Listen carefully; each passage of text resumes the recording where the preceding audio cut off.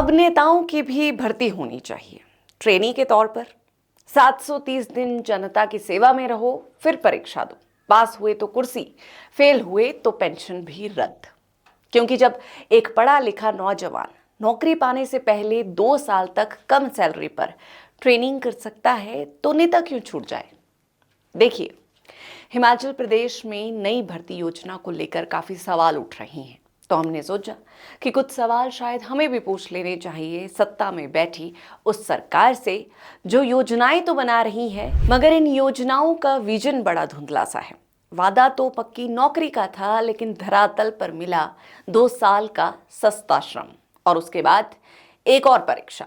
मतलब पहले 730 दिन काम करो, फिर भी अगर सरकार ने आपको योग्य नहीं माना तो बाहर का रास्ता खुला है। ये नौकरी है या एक व्यवस्थित अपमान? क्या किसी ने युवाओं से पूछा जिनके लिए ये योजना बनाई गई? क्या उनकी आवाज इस प्रक्रिया में कहीं सुनी भी गई? सवाल चुभेगा, मगर यही योजना नेताओं के लिए क्यों लागू नहीं होती? 2 साल में नेता का काम आपको ठीक लगा तो फिर मौका दीजिए, और अगर नहीं लगा तो फिर पेंशन और बाकी सुविधाएं बंद कीजिए। ये योजनाएं नेताओं के लिए बनाएं तो फिर बेरोजगारी का दर्द शायद समझ आए कि कैसे एक बेरोजगार युवा नौकरी पाने से पहले सालों तक परीक्षा की तैयारी करता है, किसी तरह परीक्षा पास करता है और अब फिर भी उसे 2 साल का कम वेतन पर ट्रेनी बनकर काम करना पड़ेगा और फिर एक और परीक्षा देनी होगी पक्की नौकरी के लिए।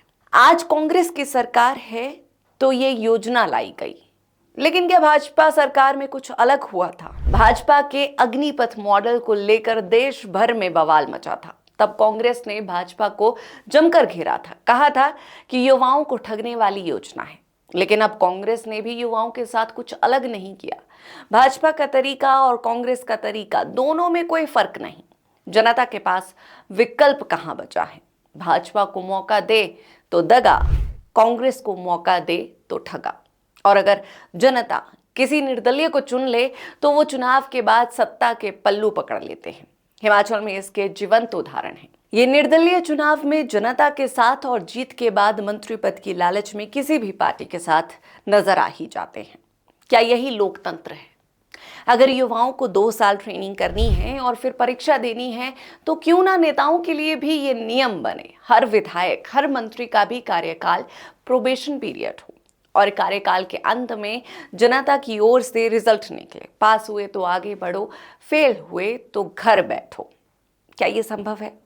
शायद नहीं, क्योंकि सत्ता के लिए नियम कभी नेताओं के लिए नहीं होते, वो सिर्फ जनता के लिए बनाए जाते हैं।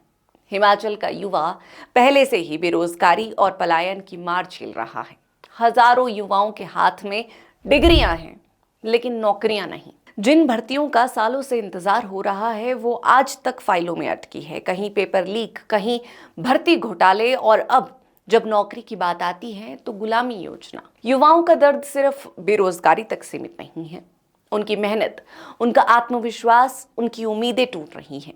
राजनीति उनके लिए सिर्फ वादों का खेल बन गई है। चुनाव से पहले लुभावने वादे किए जाते हैं और सत्ता में आने के बाद उन्हें भूलकर नए प्रयोग थोप दिए जाते हैं। हिमाचल सरकार ने कॉन्ट्रैक्ट पॉलिसी की जगह अब जॉब ट्रेनिंग स्कीम नोटिफाई कर दी है। कार्मिक विभाग की ओर से यह अधिसूचना जारी की गई है। इसके अनुसार अब सरकारी विभागों में कर्मचारी 2 साल जॉब ट्रेनिंग पर रहेंगे और इस दौरान उन्हें फिक्स्ड अमाउंट की सैलरी मिलेगी। 2 साल के बाद इन्हें रेगुलाइजेशन के लिए कंसीडर किया जाएगा। हालांकि रेगुलर होने के लिए एक और टेस्ट पास करना होगा। जॉब ट्रेनिंग रखने के लिए इन नियमों में भर्ती एजेंसी का जिक्र नहीं है और इसे सरकार बाद में तय करेगी। 2 साल सेवा के बाद रेगुलर होने के लिए जाने वाले टेस्ट की एजेंसी भी बाद में ही तय होगी। इस भर्ती के बहुत से प्रावधान कॉन्ट्रैक्ट पॉलिसी की तरह ही हैं। अधिसूचना में राज्य सरकार की ओर से कहा गया है कि सरकारी विभागों में ग्रुप ए, बी और सी के लिए नई भर्तियां अब जॉब ट्रेनी में ही होंगी।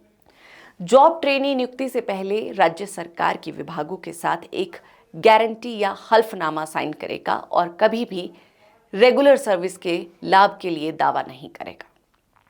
इन्हें दिया जाने वाला फिक्स वेतन वित्त विभाग की ओर से तय किया जाएगा, जिसे भर्ती विज्ञापन में भी सार्वजनिक किया जाएगा। भविष्य में कमीशन भर्ती के अलावा बैच वाइज भर्तियां भी अब इसी पॉलिसी के तहत होंगी।